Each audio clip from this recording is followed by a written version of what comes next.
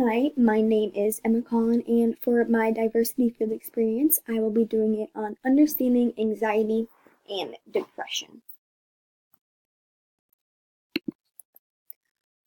Before my field experience, I didn't know much about depression and anxiety at all. I say this because neither my family members or my friends ever had it, or my close friends. When I was in high school, I took health classes and psychology classes, and I didn't learn about mental illnesses as much as I wanted to, and the teachers never really taught about it either, which I thought was very surprising because mental illness is becoming more common in the US. I chose to do my diversity field experience on anxiety and depression because I wanted to learn more about it, and I felt like the need to learn more about it for my future job as a special education teacher. Um, and I also just kind of wanted to come out of my comfort zone a little bit more and be able to listen and hear what people have to say about anxiety and depression.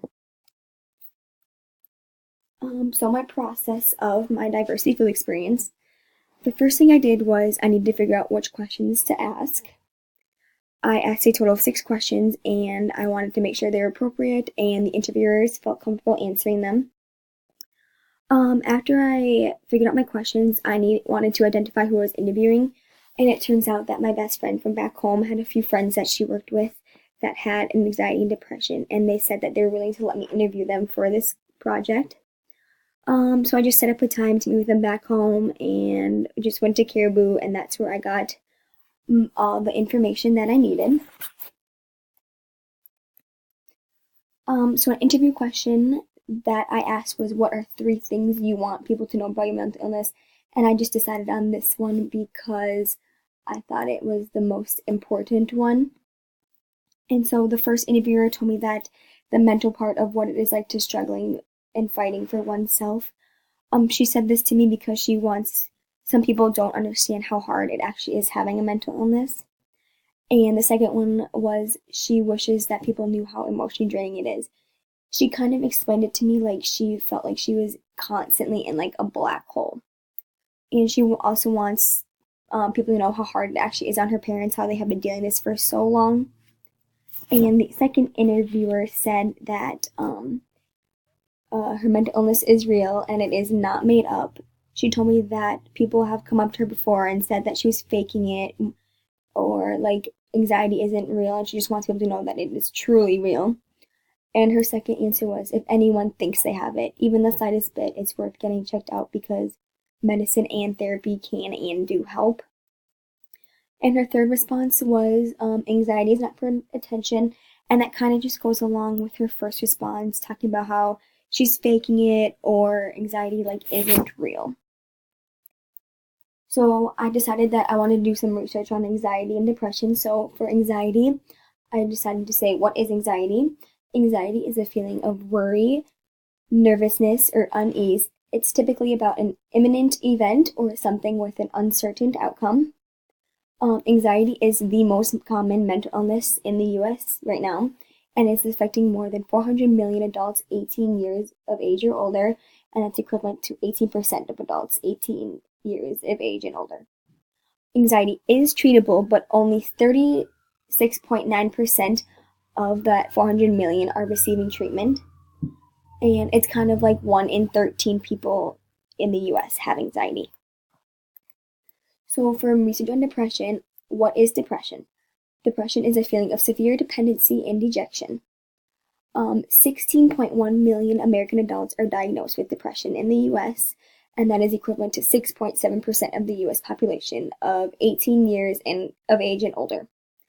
You can get diagnosed at any age with depression, but it is most commonly diagnosed at the age of 32. 1 in 33 children are diagnosed with chronic depression, and 1 in 8 adults are diagnosed with chronic depression. What I thought was surprising is that depression is more common in women than men. So some information that I learned from my interviews while I did my diversity field experience is my first interviewer had depression, and she told me that it was so draining and emotionally draining and that she had no motivation to do anything. She thought that the best thing for her was to quit dance and track. She was only 13 years old when she was diagnosed with depression, and she did say there was a personal reason as to why she thinks she was diagnosed, but she said she wasn't comfortable with telling me, and I said that was totally okay. And she says that her parents were not very supportive, so it's hard for her to be open to her parents and tell them how she feels. My second interviewer had anxiety, and she was diagnosed in 6th grade, which is your first year of middle school at most schools. And she just is so happy that her family is so supportive with her mental illness and to always be there for her when she needs them. So what I learned and gained out of my diversity field experience was anxiety and depression are a lot more common than I ever thought they were. After reading all the research and all the statistics of anxiety and depression, it just shocks me how common it is. I was super nervous to step out of my comfort zone, but I'm so glad I did because I wasn't sure if the interviewers were going to be comfortable with me or if they were comfortable enough to answer my questions and all that. But now I have a much better knowledge to both anxiety and depression, and I'm so glad I decided to do my diversity field experience on anxiety and depression, and I just hope to learn more in the future about it and see where it goes. Thank you.